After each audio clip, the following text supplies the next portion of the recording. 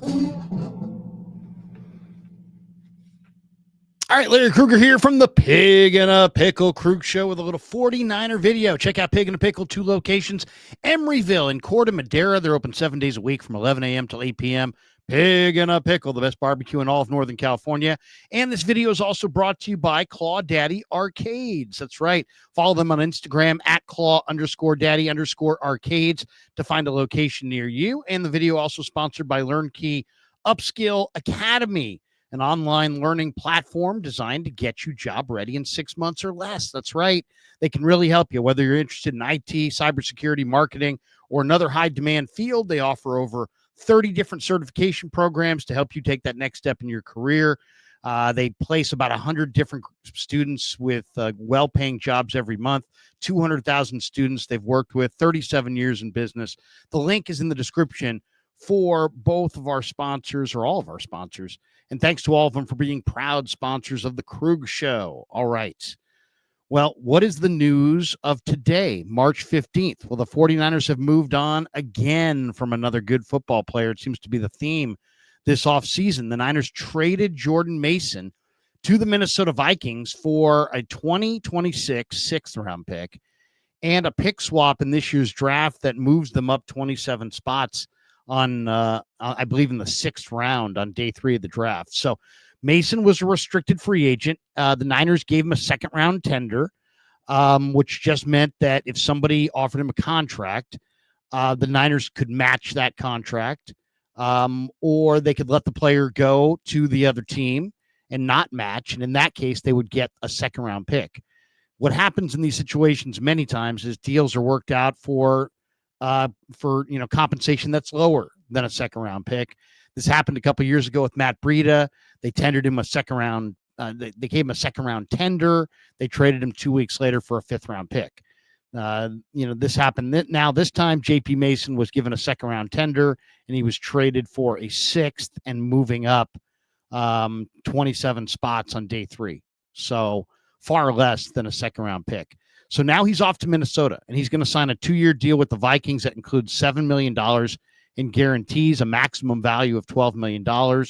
And then the Niners are going to, obviously they get draft pick compensation in this move. Aaron, and they'll probably get draft pick compensation for Mason leaving.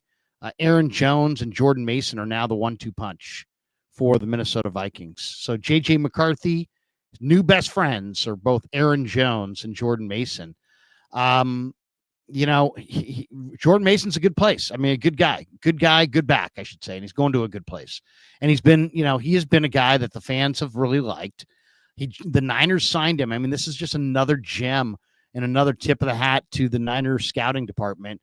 They found this guy as an undrafted free agent. He was a teammate of Jahmyr Gibbs at Georgia Tech. Big back, and he's never done anything but look great. I mean, really. I mean, he's always looked good. He's an upright runner. And, once McCaffrey went down, Mason really stepped up. He played 12 games. He had 6 starts. He ran for 789 rushing yards and 3 touchdowns on 153 carries. So 5.2 yards per carry. That is impressive. Anytime you run for 5 yards a carry in the NFL, you're doing something. So this is a good young back, and there's a lot of Niner fans that are pissed. According to Over the Cap on that website, the Niners will save $5.3 million by trading Mason. And I will say this, it's an exceptionally deep running back draft. Now, I would say I'm surprised, but I've been predicting this for weeks, if not months. It was obvious as day. As soon as Jordan Mason said the wrong thing and got verbally chastised by Bobby T, Shanahan, whoever it was, his teammates, he just went south. You couldn't talk to him the rest of the year. He had a really bad attitude about the media. He's like, I'll just say stuff. I'm just going to get myself in trouble. And he just, what I mean? So he didn't want to talk to anybody. He thought everybody was out to get him. Had this like, don't talk to me look. Occasionally you could talk to him about, for a question here or there, but he really lost all of his enthusiasm for talking to the media at all once he said the wrong thing at the wrong time and I guess got yelled at about it. So I don't know, maybe he needed a change of scenery.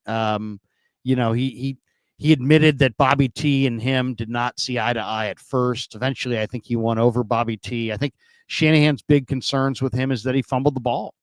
And so we wanted to go with Elijah Mitchell over Mason at every turn because Mason was not as trustworthy as Elijah Mitchell. I think it was really as simple as that because Mason's bigger, stronger, faster, younger, better in every way. But Elijah Mitchell wouldn't fumble. And Elijah Mitchell didn't have any negative runs where, JP Mason might dance a little bit at the line, try to bounce it outside, maybe take a loss, tackle for a loss. Though he didn't take a bunch, but more than Mitchell. Mitchell, if it's blocked for one, he's getting one for sure. He's probably getting two. He's just that kind of a back. He always falls forward. Mason's just more of an upright runner, takes more hits, probably going to have a lot of injuries. But, good guy, and he's going to be a good back. And the Niners, again, lose a good football player. And this has been the theme of this offseason. Now, this one, I think, kind of hurts a little bit more. I mean, yes, you're getting draft pick compensation back in 26, and you moved up in day 3. But, and it's a great deep running back draft. But if you look at the Niners now, look what they have at running back. They have McCaffrey coming off of a PCL injury and 2 Achilles. Juszczyk, who's coming back, but he's old. Guerendo is really, really, really raw. And he's got great size and speed. I love Izzy Abanaconda, but do they? I don't know. They didn't give him a single carry last year.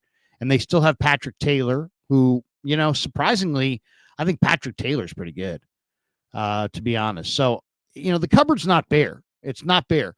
But without Jordan Mason, I think they need that RB2. And now it's like if you get to that second round of the draft, once again, the 49ers need offensive line. They need defensive line. They need linebacker help. They need corner help. They need a strong starting free safety. They could use a tight end. They could use a speed receiver. They need a couple offensive linemen. I mean, you hear what I'm saying? They got a lot of needs. But they could also really use a true second running back. And, when you get there in the second round, there's going to be some guys that are really, there's a chance when the Niners, the way this draft just pans out, let's say the 49ers go O-line, D-line, or linebacker, let's say in round 1.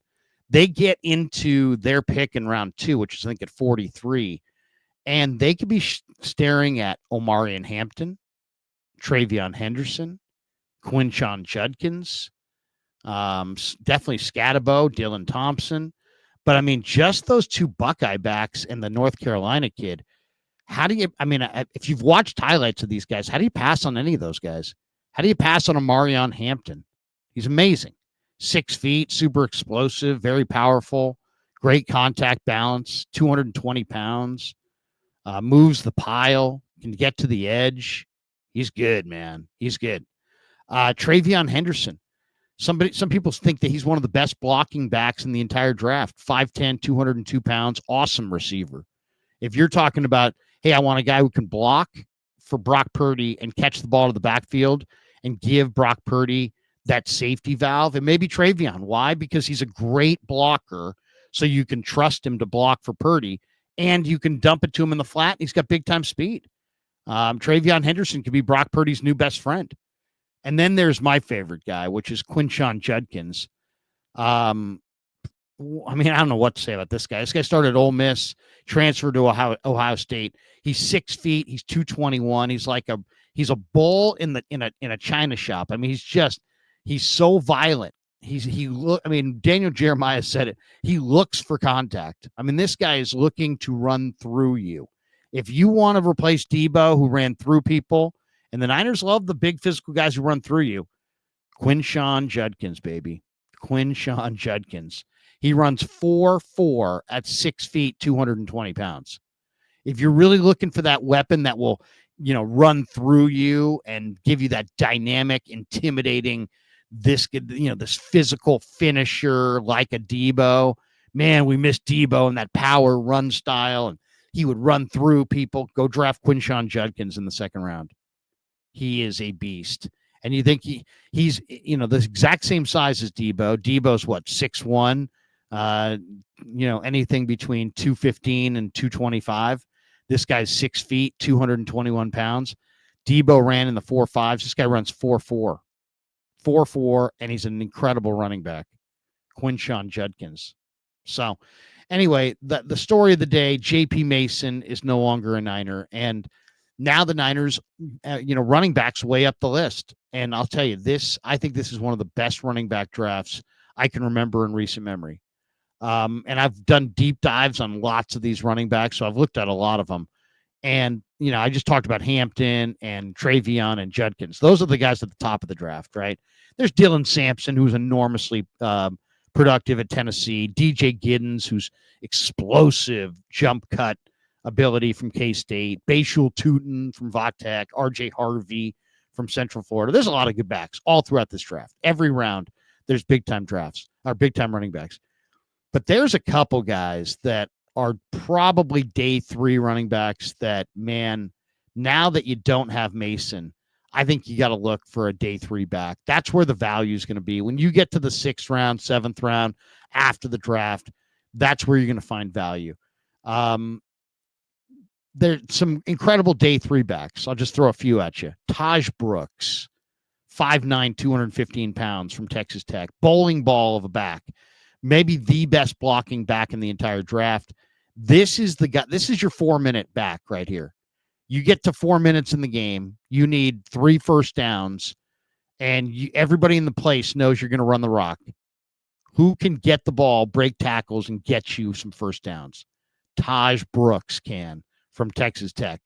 5'9", 214, unbelievable contact balance, great power in his legs, finishes runs, terrific blocker. That's my guy. Productive as hell, great guy. Taj Brooks. That's my day 3 monster. But there's others. I mean, Marcus Yarns from Delaware, very explosive back and catch it out of the backfield. Raheem Sanders from South Carolina, another big back, really talented feet, 6 feet, about 215, 220 pounds. Trevor Etienne from Georgia is a day 3 back. Ja'Cory Krosky-Merritt from Arizona is a terrific back. To me, I'm a gigantic fan of Kyle Monangai from Rutgers. Some of the best contact balance I think I've seen. I mean, this guy you have a hard time knocking him off his feet. I mean, he would be a terrific goal line back. He's 5'8", 211 pounds. That's short and powerful. That's Montrell Johnson from Florida. Terrific running back. Jaquindon Jackson from Arkansas, another good back. Ulysses Bentley, the 4th from Ole Miss, he's a good back. Mario Anderson from Memphis, Super Bowl-legged power back. I mean, he is really good. Mario Anderson is a hard guy to bring down. Quentin Cooley from Liberty, a very hard guy to bring down. We're talking about 5'7", 220. Jalen White from Georgia Southern's a phenomenal athlete. Go look at the highlight reel for Jalen White from Georgia Southern. So there's a lot of great backs. That's the point. And so, and J.P. Mason was not happy. He needed a change of scenery. They gave him the 2nd round tender. I think everybody who covers the team knew that he was going to be traded.